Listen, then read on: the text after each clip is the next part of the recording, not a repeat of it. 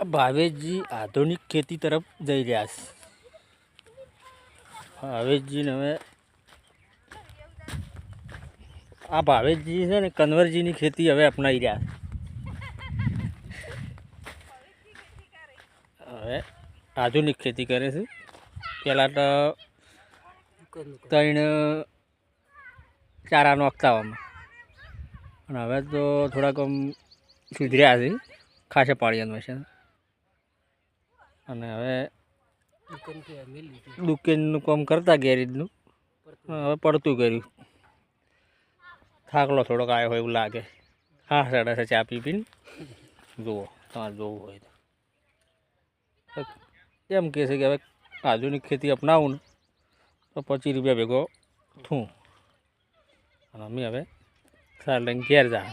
બરાબર ને? હા.